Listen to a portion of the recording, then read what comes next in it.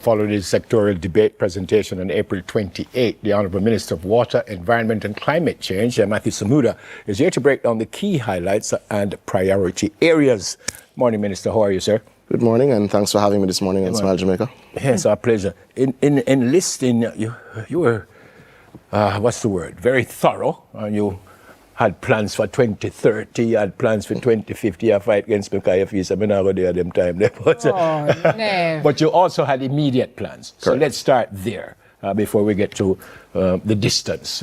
What is the priority now? Well, it depends on which segment you're looking at, but I think for water, which tends to be the greatest focus from an infrastructure standpoint for most Jamaicans. Jamaica's first and most important focus has to be what we call NRW reduction, which is non-revenue water. So that is water that is caught, stored, harnessed, produced, meaning chlorinated and filtrated, and then distributed, that you cannot account for.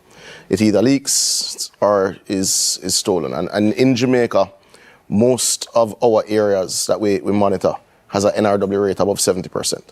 There's no enterprise, big or small, that could afford 70% losses. No corner shop could survive, no supermarket, no gas station. So we have a particular situation that we have to overcome.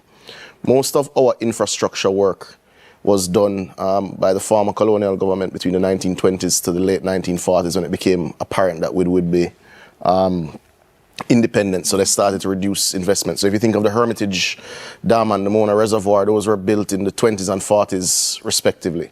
You then had a flurry of investments post-independence as we tried to stand up as a nation, and then I think the last major investment in a single big project, certainly something that would transform water supply, was the Yallahs Pipeline in the early 1980s. You've had, I think, little waves of investment, but nothing sustained. So our capital replacement ratio is way below what it needs to be, meaning, yes, you fix and change a pipe here, but you needed to do 100.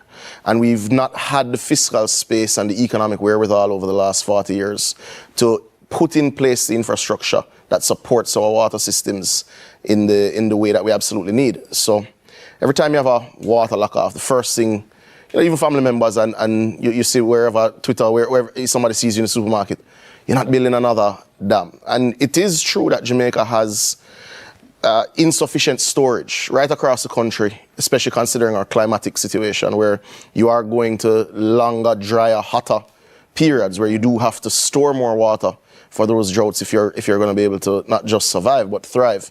But the real big issue is that you're just losing far too much of your water. So you're wasting a lot of money in producing this water, cleaning this water, storing this water. And you'll build a far larger storage facility in wherever you build it if you're planning to leak 70%. So then you'll overspend. No, we haven't just sat down and watched that happen. Over the last 10 years, we would have moved Kingston and St. Andrew and Portmore in particular with a pilot project from 70 to about 38 to 40%. Mm-hmm. Now, that has had major impact on energy usage, for instance. In Portmore, we use 45% less energy to distribute water. In Kingston and St. Andrew, despite all the construction you've seen over the last 10 years, all the apartments that replaced single-family homes, new commercial development, we use 10 million gallons less today per day than we did 10 years ago because we've cut the leaks so significantly. Well, so that's progress. Yes, absolutely. So the end goal for this now is to work on literally plugging the leaks, yes, so the system better. So we went to tender globally. The World Bank assisted us with driving an international competitive bid. We're down to the final round of evaluation. We expect to have someone appointed to take on the project nationally. Now, the NRW project, as it is dubbed, it analyzes where you have the worst leaks first. So what's the critical infrastructure that must be replaced first? It puts in digital pressure monitors so that when pressure has particular variation, you know there's now a leak even before you see it come to the fore. It changes meters to digital meters, so even at the household level, we're able to email or call and say, you have a leak because your usage is spiking. In this area, you're using 15 to 20% more water than you normally would. So unless you're having a family function or visitors from abroad, you have a problem. So there are many elements to it. We also put in additional storage at elevated points that allow us to gravity feed in low peak hours, that sort of thing. So it's a massive project. That's a multi-year. It's a 10-year program, but we expect to be about $350 million, and that's primarily on the engineering and assessment and work. Yes. We do, that. One thing I've learned about water sector, that very few things are quoted with the letter M. It's usually B. The only question is really the currency. Yes. Even fewer. Yeah. I think this is the reason where you were saying we are struggling with waste, because we are 164, but 23rd with excellent at climate management. So that there's an assessment done by Yale University. Globally, it looks at 180 nations in terms of how you manage your environmental and climatic priorities. I think in about 4 or 5 categories, Jamaica is in the top 30, including how we manage climate change relative to the regulatory structure we've put in, the oversight that we've put in. But we do have areas that we're not doing as well, and the only way you're going to deal with them is if you state them openly and confront them. One of them is indeed waste management. So one of the priorities for this year, because it's as much an infrastructural and economic issue in terms of can you afford the physical volume of trucks and size trucks that you need to move the waste you generate, but there's also the absolute need to change culture and the absolute need to change behavior. Now, we are, I think, going to make a particular attempt at some of the behavioral elements, especially within our government agencies this year. So we started a pilot, very small, 2 years ago within our ministry, which at the time was the Ministry of Economic Growth and Job Creation, where all of our facilities started separating waste. So you have a collection point for paper, you have a collection point for plastics, biodegradables, etc. And we've made the engagement, and we've seen that it actually helped with the management of the space. So the intention this year is to expand that, working with the NSWMA and indeed recycling partners of Jamaica and other stakeholders to start the process and get people really thinking about the absolute need to separate their waste, because it actually does even reduce costs on the back end in terms of management of our waste. And what about clean air? Well, 3 years ago we tabled a document which was called the Emissions Policy Framework. That is what governs how we're going to approach this. But policy has to come to life. One of the biggest challenges we have is the emissions from our vehicles. I get the usual, let's say, sometimes pushback when you say things like this, but we have to move to emissions testing at our vehicles, meaning tailpipe testing.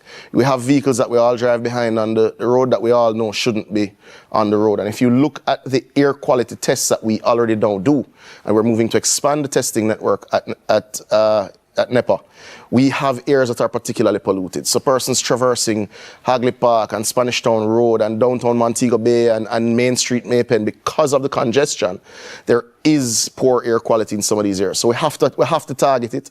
We have to clean up our air if it's going to have a positive impact on our human health. Access and protection. So that's a discussion that I'd probably welcome a full show on with you, for the simple reason that we as citizens also repeat a lot of the falsehoods that are out there. There is a map which I saw you share when I was coming on that showed the varying public access points. But there's a few things we have to acknowledge, because comparing ourselves to an Eastern Caribbean nation or anywhere else, there are no two pieces of geography that are exactly alike. Many of those nations are fully surrounded by white sand. So we have less beaches to start off with in terms of absolute numbers. We have less beach per capita, which means we also have less beach for economic conversion, meaning you have natural assets that you need to convert to create employment, to create stability. And if we are going to be honest, our misadventures of the past created a situation where tourists were afraid to come here. That's what started this in the late 90s, early 2000s. Now, By misadventures, you mean? We had an abominably high crime rate, and it led to all sorts of social ills, and we have a serious problem with harassment, which affects the lives and livelihoods of hundreds of thousands of Jamaicans who earn from this product. But that's not the sole issue. We didn't also have the economic capacity to manage our beaches. Beaches require maintenance. They require waste collection. They require lifeguards if they're going to be licensed. Now, in 1997 was the last time we had a particular focus on this policy. And it collapsed in 2000 because it was a contentious issue and no one wanted to take it on. We have said we will deal with the ills of the past. We will move from the last amendment of 1973, which moved to a license-based system, to building in things that create access. So if you look at our last beach development of a hotel in Trelawney, there's a full corridor built, paved corridor that allows people to go and access the foreshore of the beach. We've said we will maintain those corridors right across all of our new developments. But beyond that, we've said we'll build a beach park like the one in Montego Bay at Harmony Beach, at Negril, in East Central St. James, and of course in Priory Beach and Padgy Beach in St. Mary this year, to make sure that people have access to their beaches. But it's not a simple issue, and I think it does warrant, a full morning when you're available. And I will argue for that full morning, sir. Absolutely. Good to see you, Minister. Thanks for having me. Sir. Thanks for coming. Thank you. The Honourable Minister of Water, Environment and Climate Change, Matthew Samuda.